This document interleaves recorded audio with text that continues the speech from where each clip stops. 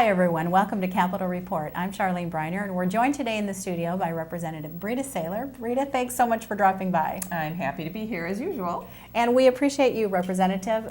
For those of you who watch Capitol Report, you know we like to delve in, just give you a quick update on some of the issues that are moving through the legislative session.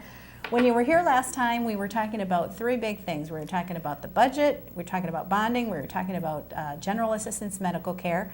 You got some updates on all three this week. What's going on with the budget forecast? Well, we did get that forecast, which of course we always wait for, and naturally everyone was hoping that it would be all wonderful. It was slightly wonderful. In that, we were projected to have a $1.2 billion deficit, which is, a very sobering thing to be dealing with. When the forecast came in, it was actually $994 million. And at any rate, basically, that was because we had a little bit of revenue that we hadn't expected. That was because of some federal programs that would be one time. And then also some corporate income tax that made a slight change in it. But over the long haul, it's not really a significant change, and I like to think of it as, we really have to deal with a $1 billion deficit this year. So there was some change in that, but we move ahead. And also, they continue to predict that we will have a serious budget deficit in fiscal years 12 and 13. So we know that we have to deal with that as we go ahead.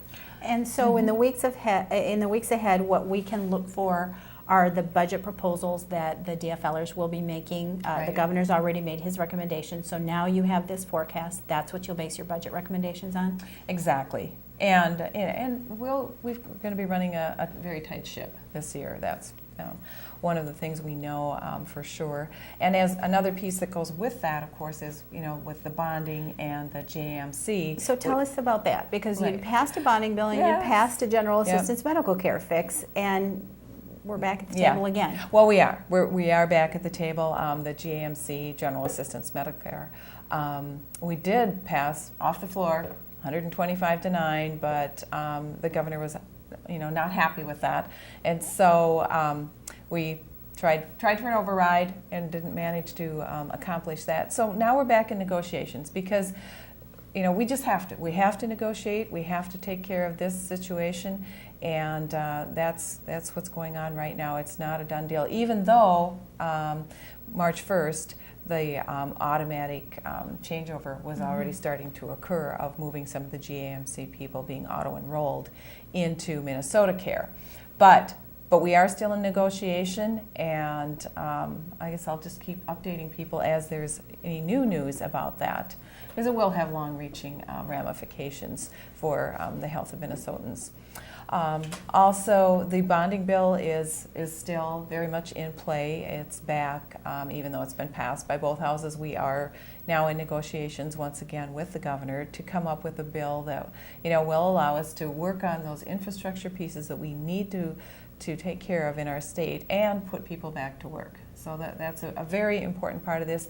I do believe we will have a bonding bill. It's just a matter of what will eventually be in that bill.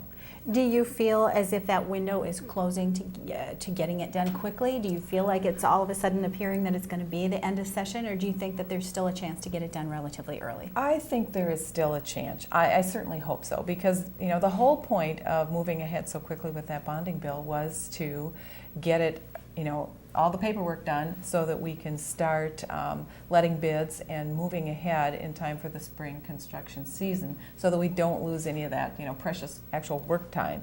So it is still my hope that we will come to a conclusion on that fairly soon and not wait until the end of session, but that can still happen.